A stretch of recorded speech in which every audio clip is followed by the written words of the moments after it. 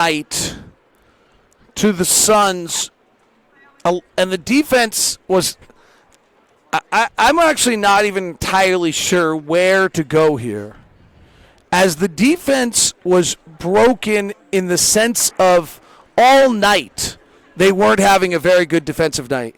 And then it was even more broken when the Suns went small or when they stretched it out. My analysis, if I'm forced to have an answer, is that when the Houston Rockets, without James Harden and Russell Westbrook, came in here and went small, they wrote the script that everyone since has followed, and we haven't been able to answer. Is that fair? It's totally fair. It's totally fair. But my response to that is that the Jazz went to Houston after that, right? Yeah. And won in Houston with that same lineup. Yeah, had a decent defensive game, right. but really won it offensively. Right. So, but that's not going to carry that and beat a lot of teams. I mean, they had a great night that night against the Houston Rockets. The Jazz are going to have to figure something out. I mean, I don't know if the Jazz need to start playing more zone. I'm sure Quinn will figure it out. You know, you have stretches where you're struggling in certain areas, and hopefully that defensively they can figure it out. I like to see offensively they figure it out as well, because I think their offense has definitely changed. So I'm going to keep the focus on defensively. We'll go back to offensively at some point. Mike D'Antoni made a comment the other night in the pregame coaches meeting. I mean, every now and then we get these amazing nuggets. Like if you go to those conferences and you pay attention, and Mike's pretty revealing. And Mike said, if Rudy Gobert is near the rim, we're doing something wrong. Yeah. What does that mean, and what have teams done? That means that the way they structure their offense with Rudy on the floor and the position that they try to put Rudy in, that if he's at the rim, they've made some mistakes. They've made some mistakes that will keep Rudy at the rim. So their theory and what they would want to do is to put Rudy in pick and rolls to the point where sometimes he has to switch, and then you let your athletes do the rest of the work.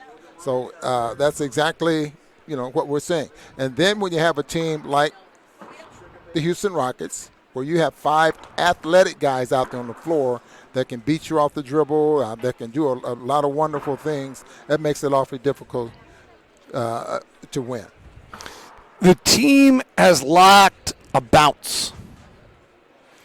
Is that as simple as, well, they're not playing well and so they don't look like they have a bounce? Or do you think they've actually lost a bounce and that's why they're not playing well? Yeah, I think, man, for some reason, David, it just collectively there's too much conversation going on out there on the floor.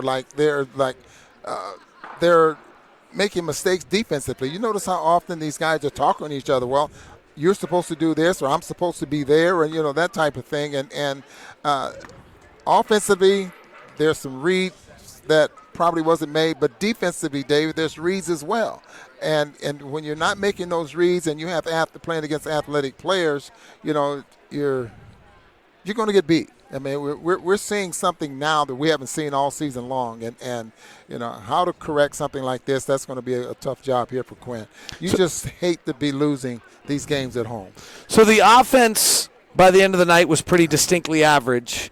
Most of the night was pretty good, but it did fall apart in the middle there. And on the call, it was hard to do. I mean, I was literally saying on the air, another possession without a pass to try to tell the story, and it was frustrating to watch. What do you think's happened in that regard? And that's what we meant during the course of the basketball game, when we say they would create a mismatch, and all of a sudden you got a one-on-one, to the point where they're not letting the offense dictate or generate the type of shots that they want, and they're trying to do it themselves and individually, and that just doesn't work with this team. I don't think we have enough of those players to play that way.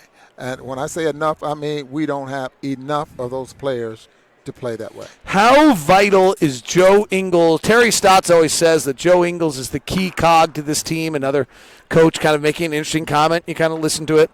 So in the last 10 games, Joe is averaging 6 points. He's shooting 32% and 28% from three. Last 5 games, Joe's scoring 6 points, scoring 29 points, or shooting 29 and 19%. Tonight, 2 of 7. How important is getting Joe Ingles going for this team? Well, okay, so getting Joe to the point where he's making different types of plays or getting the Jazz into doing certain things out there on the floor, making key passes, the pick and roll with Rudy, getting the ball at the rim. Joe averages 8 shots a game. He got 7 tonight. So he's not straying away from how many shots a game he's getting. But when he gets those open looks, he got to make them. But it's the other part of the ball game that I think that Terry Stotts is talking about, because Joe does offensively, I'm talking about some of the things that other players don't do. Get Rudy the basketball around the rim. And, he just – that guy out there on the floor that makes an impact, even though he's not scoring. The thing I've noticed offensively, Ron, is teams know our guys aren't passing. And that's the key. Yeah, that really will make a big difference on how you defense guys, and especially when you get into a short clock. And now your defense changed, or it should change, when you get an offensive player in a short clock. He doesn't have time to make that extra pass, so the defense gears up and you tighten up. They're bringing guys in from the wings, swiping at everything. Donovan's got to bring the ball in before he gets to the rim because there's too much traffic. Boyan's turning it over.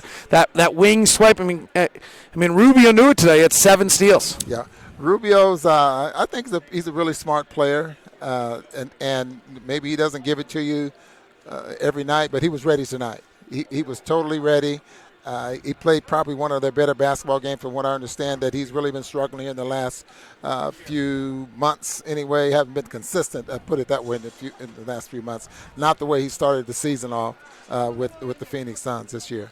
Rubio was terrific. He had 22 points. He had 6 rebounds. He had 11 assists. He had 7 steals. He was plus 31 in 32 minutes. Think about this real fast. So those 11 rebounds that he was able to get.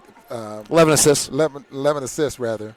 And then those 6 rebounds. And I was trying to watch where he gets them at, because he's the one that gets back in between the free throw line and the basket and tries to come up with those long rebounds that you can turn into fast breaks. Joshua McGrath says, if my mother told me I have anything nice to say, to not say anything at all. He then left like 4 other messages. Joshua says it's hard to get excited about this team right now. It's actually worse than going to the dentist. Ooh. Robert says hard to see them struggle. Can't win them all, though. Hope we turn it around. It's kind of the same thing. There aren't a lot of questions. There's just a lot of – we need Mike to be Mike, Don to be Dom, Bogey to be Bogey, Joe to be Joe, and Rudy to be Rudy. And I would disagree. And I will end on this. That's what happened tonight. Things went wrong, and Mike decided to be Mike and try to solve it. And Don decided to be Don and try to solve it. And Bogey tried to be Bogey and try to solve it. They actually need to be Utah Jazz team members to try to solve it. I see one on here that says it's a little too late of the season to be figuring it out. That is totally not true. I mean, every ball game, you're trying to figure something out. And because everything changes, I mean, there's so much film watch now that for the most part, you're just trying to figure it out all the time. Always making adjustments. So that's not a true statement there. All right. On that note, we'll see you guys later. Thanks very much for tuning in.